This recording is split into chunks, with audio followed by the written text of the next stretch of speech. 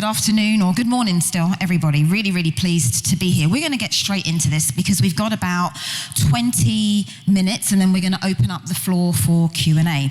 So my first question is going to be to Amardeep. In one of your LinkedIn posts, I have been doing some research. Be careful what you write out there in social media. In one of your LinkedIn posts last week, you said that after recording 320 podcasts, this is my greatest transformational belief. More is possible than you think. How did you arrive at this after 320 podcasts? Thank you for the question. And I was getting worried there when you said one of my LinkedIn posts. What have I said? And I think the big thing is that I grew up in Ilford, in East London, where, I actually went to the same school as Varun, which is quite a coincidence. But when I was growing up, I knew my dad, he'd done well, and he was an accountant, but I didn't really know about any of this startup world. And especially I didn't know about this world until about 2 or 3 years ago. So I just didn't even know this existed. And I think one of the big challenges is that so many people from different communities, if you don't know it exists, you can't even try to do it. Or you see people on TV, you see Elon Musk, you see Jeff Bezos. And it's like, that's what other people do. That's not what people like me do. But from having interviewed so many people, I started to realize just how normal all of them are. So all of these people who've done incredible things, they've got insecurities, they've got worries, they've got all the same problems we have, but we like to put them on a pedestal and think that, they're so far above us. Whereas actually sometimes it's just they've tried, they've got things wrong, and they've gone again. And I think that's a big transformational thing for me, is that I don't need to be perfect straight away. All of these other people I've met, all these people who've done incredible things, they made mistakes, they've got worries, they're not perfect, even however far along they are. Brilliant, fantastic. So a really good thing to take away, that we are all normal, we are all human. Varun, 3 years ago, all you heard was no, no, no, until you connected with Virgin Startup. Can you share any specific examples of barriers that you have successfully overcome? Yeah, great question. So I really enjoyed the last panel actually, where there was a lot of discussion about how much to raise and valuation. But before thinking about any of that, the big question is, how do you even approach investors? How do you even, where do you even start? And I had no idea about this sort of stuff. It sort of feels a bit like you're doing an exam and you have to learn the material as you're doing it. And that's literally what a fundraise feels like. So the very first tip I would give is make sure you are ready, but mentally ready first. So before going out there to the world and approaching people, make sure you've actually got the mental, you're mentally prepared, because let me tell you, it literally feels like you're being dragged through a hedge whenever you're trying to fundraise from people. And be prepared to hear no, no, no, no, no, right? Whenever you read a news article and open up your Twitter or whatever, and you see all these companies raising all this money, what you don't see are like the probably 100 other companies that tried to raise and never did. And so it's really, really important to sort of be fully prepared to know that there's going to be a lot of rejection along the way, and there's probably going to be 99 no's, and you're only looking for the one yes. So key thing, just remember, you're only looking for the one yes out of 99. The second thing I would say is start small. So what I really enjoyed in the last panel is, if you're trying to raise 200K or $1 million, these numbers sound crazy, right? You're sort of sitting in your loft or your garage, and you're like, where the hell are you going to find £1 million from, right? So the first thing to think about is start small, right? Find someone who's going to give you 1,000 or 500, and do it through a seed fast, as Anthony was saying. Get it on an ASA, because whenever you approach investors, the first question they're going to ask you is, who else is investing, right? And you don't have to, and our first investor literally just gave us £1,000. And I think we got a couple of people who gave us a couple £1,000. And then when we went to bigger investors, they said, who else is investing? And I said, we've got all these angels lined up. Now, they never really ask how much they've invested. So the key thing is just make sure you start small, start getting a bit of traction, start getting, even if it's just £500, £100, £1,000. And with our fundraise, we started with 1,000, and then we went to, I think, 100K. And then in the end, we raised, I think, 2 mil. But it all started just from that very small check that we got from a very small angel. So those are the two sort of quick tips I would give about fundraising. But yeah, as you said, no, no, no. eventually it will become yes, yes, yes. Just start and know that you don't have to raise, a million starts with a small check. Brilliant, thanks Varun. And I think again another key message here is just start small. You said it several times, and I'm reinforcing the message: start small. John, as we navigate what economists call a VUCA environment, that's volatile, uncertain, complex, and ambiguous, we recognise that AI will awaken the sleeping giant in the tech space. What top 3 qualities are you looking for in the companies that you invest in? Well, that's an introduction. I'm the guy actually now that actually says no. So so boo. Precisely. I invested in 12 AI startups last financial year, and I saw about 450.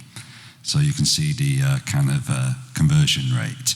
So what do I look for, I suppose? I think the first thing to take about all this AI and this AI hype, who here has or uses an AI large language model like ChatGPT? Okay. Who's realizing what you can do with ChatGPT is more than you thought a week ago? At the moment, we're in the period before it explodes. It's starting to explode. The VC industry is, in the moment, in a mix of a panic because what they invested in the past looks like it's not going to work in the future. And particularly what's going to happen is you're all going to have agents or co-pilots that will build the business with you, and you're going to need a lot less money to scale, and you're going to need a lot less people to do it. And therefore we're looking at possibly 100 times increase in the number of businesses that can be started. And this will start to happen over the next year. You won't basically need a web developer. You won't need a designer. You won't need a salesperson. You will have an agent that will support you. And therefore, basically, all the cost, all the things about raising money that you may feel you need starts to evaporate. And we're all thinking, oh my God, what's my role going to be? What's your role going to be? This is exciting. Look at my grey beard. I've been around a long time. I started in this industry in 2007, 2008.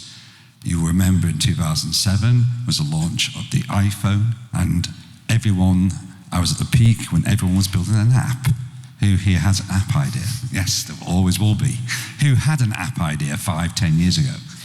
So what I'm looking for is people who have vision, who can think about what this new opportunity will be doing for them, the customers they want to focus on, the products they want to build, and the value they want to create. Because I'm going to be able to try and think a little bit further ahead, a year, 2 years, 3 years, 4 years, 5 years. And at this moment, as you say, in this very dynamic, about to explode period, no one knows anything. And I'm looking for bright people who've got a very strong vision, who've got a strong hypothesis and know what they can think they can do over the next year or 2 years to bring that into life. Brilliant. Thank you, John. I really love that. So vision is key, and your ability to see with your mind what other people miss with their eyes is going to be really key in this next season that we transition into.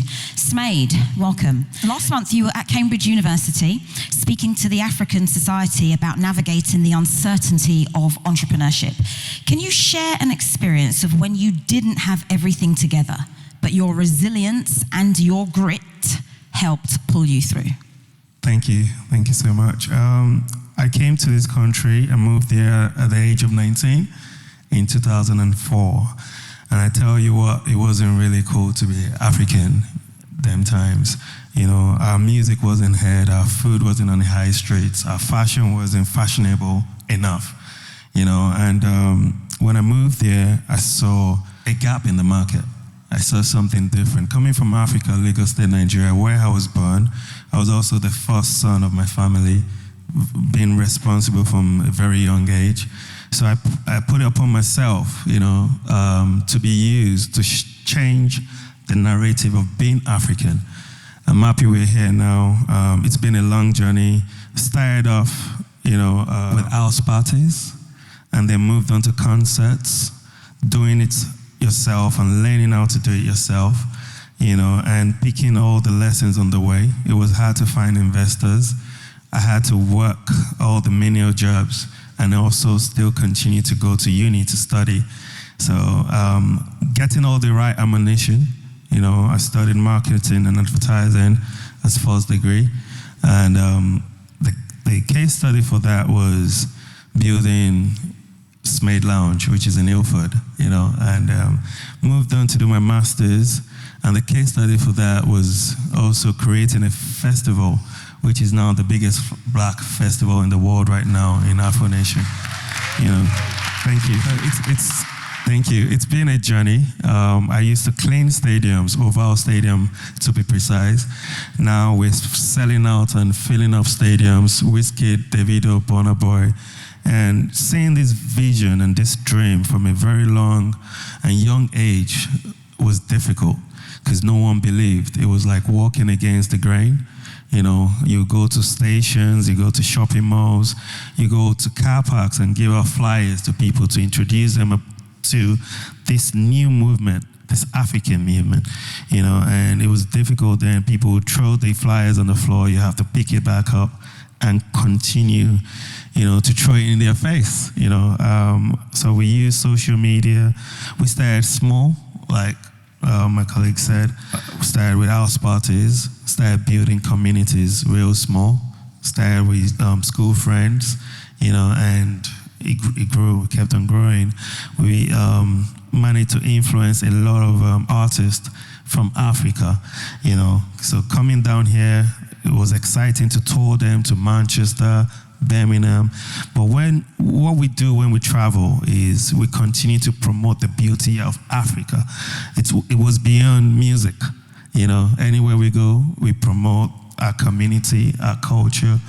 And you can see what Burna Boy is doing today. You can see what Rema is doing today. You can see what Wizkid, Davido, R. Star, Tiwa Savage, going to the Francophone music, Amapiano, and all the other genres in the African music, Brilliant, thank you so much. And I hope what you're picking up from what SMADE is saying is that everything wasn't easy. He came into an environment where it wasn't cool, but he has made it cool. All right, so resilience is key, grit is key. My next question, I'm going to go to Amardeep. There's a lot of hype, right? We know this. There's a lot of hype. How can you as an entrepreneur tell the difference between truly making a difference-making community versus social media hype? Yeah, so I think this is something we can think about a lot. And for example, Founderfest today, right? Foundervine, these guys are the true deal. Like all of you have turned up. And I think that's a big thing is, can you get people in person? Can people actually give up their time and show up like you guys have done today? So like shout out to the Founderfest team and the Foundervine team for doing that. And so for us, we're only a year and a half old. So we've had this very exponential growth of going from nowhere to now where we are today. So I think in the last year, we've had about 1,000 people attend our events. And we've got more coming up, and we've done with Google, AWS, all of that kind of stuff. But the big thing is, can we actually fill those rooms? It's all good and well saying, name these big brands. Do people actually want us to come? So I think if we're looking at the points there, so the first point is just, if it's a community, do people actually want to come? Do people actually want to meet each other? Then the second part of that as well is, are they recommending it, right? So many people who come to our events, they've said, oh, my friend told me about it. My friend went to your last event and they loved it and they came along because of that. So sometimes you can have the social media, we can have the followers, and people can come in that way, but they come to one event and they never come back again. And that's a longevity piece, right? So again, Foundervine have been going for many years because they keep putting good events on and keep bringing people back. And that's something we're trying to do too, right? We're trying to make sure that when you come to our event, you leave feeling really happy and you tell your friends, oh, come along too, right? And that's something which I think sometimes people forget about. It's not just about filling the room up, it's do those people love it? Afterwards, are they telling their friends, oh, I went to this event the other day, it was really good, it's a really good community. And that's a big part of it as well. And then the final point on that, I'd say, is are people willing to help out? Are people wanting to get involved? Do they want to help you? And one of the challenges for us is that we've only been going for a short amount of time. We have more people who want to help than we can organize on how to help. So it's one of the weird problems we have is that we're very lucky in that sense that people really believed in us and really wanted to support. And then we're like, we don't actually know how to organize you guys to get that going. And say, for example, Varun here is one of our ambassadors, so he's supporting us in that way and opening up doors for us as well. But that's another big part is, can complete strangers who see what you're doing come to one event maybe and be like, I want to help you guys, I want to help you get further. And if you're seeing that from a community, I think that makes a huge difference. And if you think about it from an entrepreneur community rather than what we are as a pure community, it's, does your community really fit the niche of what you're trying to do? So let's say you're okay, I don't know why I have to think of an example on the spot now, but if it's a non-alcoholic drinks brand, right? Is your brand around that, your community, and you're bringing people together have that same idea? Or is it about something completely else where it's then confusing? So it's a really key thing is, are the people coming up to your community, going to your events, actually your target customers and audience, and are you actually doing something to serve them and really help them? And that's a big way to be able to tell a difference, I think, as well. Brilliant, thank you, Amardeep. So community building is key for progress. Varun, you speak about AI as a tool that has helped you most recently, as you went from 0 to 4 million in annual recurring revenue. Prior to this, are there any must-have tools that you believe founders must have in order to grow? Wow, great question. So it's kind of similar to what Amardeep was saying. It also, whatever tools you're using often are industry specific, and obviously if you're in a food and drinks brand, then obviously there'll be certain tools that are only really relevant towards that industry. I'm in tech, so the few that I can recommend are, so obviously ChatGPT is one, and I think if you're not using it at the moment, and if you don't consistently have a window open with ChatGPT on your laptop these days, it's probably you probably ought to. But the other ones I can recommend are, so Crunchbase. Get yourself a subscription to Crunchbase. So if you're looking to raise investment, Crunchbase is basically like a database, a bit like a Google, but only for fundraising companies. So you can actually see what all of your competitors have raised, who the key people are, who invested in them. So if you're trying to think about which investors to approach, well, the best way to start is look at other similar companies, perhaps in your industry, and then look at who invested in those companies, because there's obviously a high chance they'll probably also invest in you. So yeah, get yourself a subscription to Crunchbase. I think you can have a free trial and all that sort of stuff. But the other thing I have to emphasize is actually the importance of sort of soft tools. So as sort of Amardeep was saying, it's communities. So being part of really relevant communities that can really propel you. So they don't have to be in real life. So things like Slack communities you can often find. So obviously Foundervine is one, which is brilliant, but also there's On Deck, which is another great community that we were part of, which is actually primarily just based in Slack. So it's just an online community, and you can just punch in a question there, and there'll be someone around the world who probably knows the answer to it, because they have like thousands of people in that community. So leaning on things like that.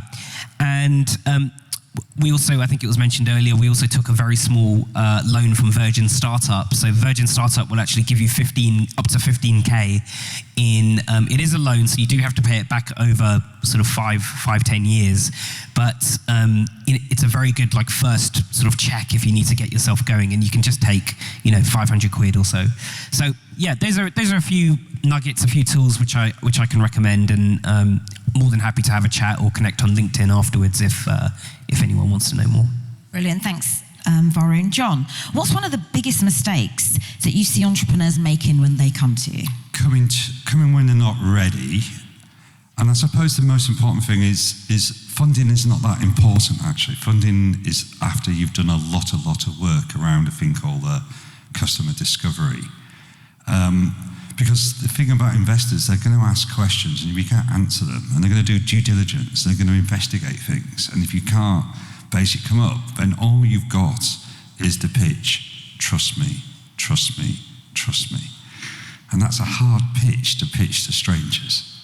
So I think the best thing I would say, the best piece of advice is actually from a fairly controversial but actually very good investor called Hussein Kanji, is that investors are looking at this stage, at my stage, to invest in signals. And the best signal that you could be a great business is the army you recruit. And that's not just your co-founders. That is the really crazy early customers are prepared to basically use and give you feedback on your maybe not so great product, so it can become better. It is the people that are supporting you. It is communities you are basically leveraging. It is the army you are creating before you're ready to come and take investment. So spend time on that. Spend time on LinkedIn, getting your army all together. And that would be my major advice. So when you do turn up with someone like me, it's not just trust me, it's look at that army. Look at all the people who are behind us. I really love that, John. So if you're taking notes, I think you all should write down on your notepads, look at my army. And that should be a key thing that you take away to go away and do in your business building endeavors. SMADE, you've amassed over 1 million followers on Instagram. Can you give 2 insights of things never to forget whilst building community? You can't do it alone. One man does not make a forest. So you need to build a team. You need to build a community. You need to start small. The 1 million followers don't matter if you're not attending to your client. Like one client, like it matters. Every client matters to you, in any field, either in the clubs, in the festivals, whatever you're doing in life. I believe your network speaks a lot about you. And as you're in this room right now, you should think about who to connect with for whatever businesses you have in mind. You should think about exchanging socials, networking. All my life, from when I started throwing house parties, it was never about the lifestyle. It was always about building a community, bringing people close to me by what they love to do, which is music, party, have a good time. But in there, you can think about just connecting with 10% of the people in this room right now, for example. What it's going to do to you and your business and whatever dream you have. So it's not about the 1 million followers. It's about the real ones that you meet and you take advantage of. Brilliant, thank you so much. All right, my last question to the panel before we go to the floor, for any of the audience who may have questions, is what does the next 2 to 5, let's say 2 to 5 years, look like for all of you? So if you can just summarize that, what does the next 2 to 5 years look like for all of you? We'll go through the panel and then afterwards we'll go to the floor if anyone has any questions in the audience. Amardeep. Sure, so I'll go first. So, like I said, we're only fairly new, so we're 1.5 years in. So a lot of what we've been doing is around the impact side and the community side. So we go into a lot of schools and universities, and I remember we're very early stage in that, right? But say in 5 years' time, I want us to have gone to 5 years, let's say 100 schools a year, 100 universities a year. So we've impacted thousands of students. And the whole point of what we're doing is try to get people from that very grassroots level all the way up to the top. So podcast, 150 episodes in, it will be 1,000 plus episodes by then. So we're we've done a lot in the time we've been going, but there's so much more to do. And for me, the key bit is, who are we actually changing their lives? Like, is it just like, oh, it looks good, or is it we're actually making a difference? And the key thing there is the underprivileged schools, underprivileged universities. And if anybody in the audience has, well, hopefully, I don't know if any of you are going to school right now, university, but if you've got kids or anything like that, and you want us to come and give a talk and show those inspiring figures, we'd love to do that as well, because that's a big part of what actually makes a difference, I think. Brilliant, thank you. Same question to Varun. The next 2 to 5 years, what does that look like for you? So we just want to continue scaling the company, and we will be raising funding again soon. And to be honest, in 5 years, ideally, we'd want to see an exit. We want to exit the business, whether it be M&A or even bigger. But the truth is, and this is, I suppose, a bit of a nugget that I can give, is I have seen a lot of founders who've spent 10 years slogging away at their business, and they're now sort of, in literally year 10 of their startup, and they don't have a huge amount to sort of show for it. So they've stuck with it, which is great. They've had the grit and determination to see it through and raise funding. But the one thing that's always at the back of my mind is just to make sure that whatever you do, don't be afraid to switch to something else, or know when to actually say, do you know what, it's time to give up and do something different. It's time to switch course. So not saying that's necessarily where I'm going in the next 5 years, but I think it's important to have the maturity to just know when it's a good time to pivot. Brilliant, thank you. John, same question, 2 to 5 years. Hopefully some of my startups I back go on to do amazing things and change the world for the better, and basically get lots of people to use them, and as a small byproduct, make me a bit of money. Just a small one. Yeah, just a small one. And and I also think actually, I don't know how this AI revolution is going to change the world, but I do know it will. And so I'm looking forward to that. It's kind of one of those strange times in life where things are all going to change across everything in technology again. So it'll be very interesting. Super, thank you. And to SMADE. Yes, I hope with what I do, I can continue to unite the world through music, through fashion, bring the world together. Afro Nation has been to Puerto Rico, been to Ghana, been to the US, Las Vegas, been to Miami, Detroit, Portugal. And this year, this month, we're in Portugal, and then we're in Detroit in August. I hope that with Afro Nation and the communities we're building, we will continue to unite the world. Brilliant, thank you. Okay, so we've got time to one question. Oh my goodness. I see the first hand right here in the middle. You might need to stand so they can find you. Thank you so much. And can you share who on the panel your question is directed to, please? Yeah, my question is effectively to anybody, whoever wants to answer first, I guess. I actually really resonated with what you said, Varun, about pivoting. I'm currently in a pivot phase right now. My question is to anybody, what would be the most impactful moment that has resonated with how you do things today or who you are today on your journey? What's the most impactful moment along their journey? Being as we're only permitted one question, can I see if you can all give a 30-second answer? Amardeep first. Sure. So the reason why I do what I do is basically my dad passed away August 2022. So to me, that's a pivotal moment. A lot of what I was doing before, a lot of it was Silicon Valley, a lot of it was New York, but I felt like it was doing well, but I wasn't necessarily helping anybody. So for me, that was a pivotal moment of how can I use the leverage, how can I use influence and power, whatever I've built, to actually make a difference. And to me, that was a pivotal moment of like, what do I actually want to do with my life? How can I use the skills I've built up to really make a difference in an area where I've got extra access and extra ability? Brilliant, thank you. Varun? I think it was in my previous job, which I really hated. I was working in a corporate environment, and it dawned on me that you can fail at doing something that you don't really like to do. You can fail at doing something you don't really like to do. So you might as well take a chance on doing what you love. And I think for me, that was when I realized, you know what?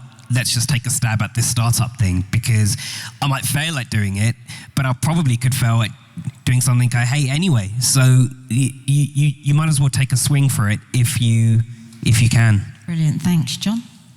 I suppose before I was in this, I had a startup, and I'd managed to put all my life savings and my partner's life savings and probably my ancestors' life savings into this business, and it wasn't going very well. And I basically met a guy called Reid, and he gave a book called Lean Startup, and he asked me, have you ever asked the customers why they buy your product?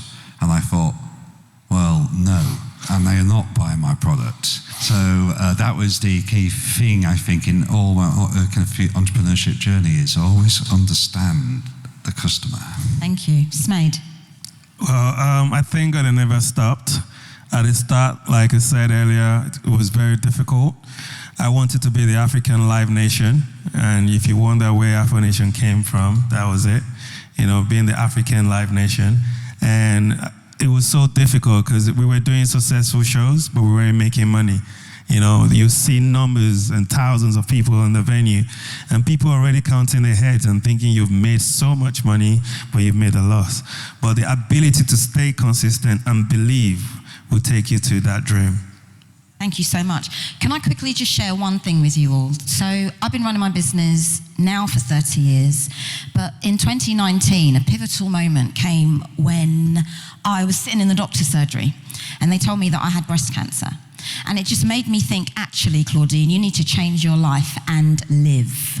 So for those of you who are entrepreneurs, who are throwing everything into your business, I'm sure my panel here would agree with me that as much as it is important to run your business, and of course you want to see those marketing activities, the AI activities converting into cash. Of course that's what you want to see. But don't forget to live at the same time. Don't forget to have fun.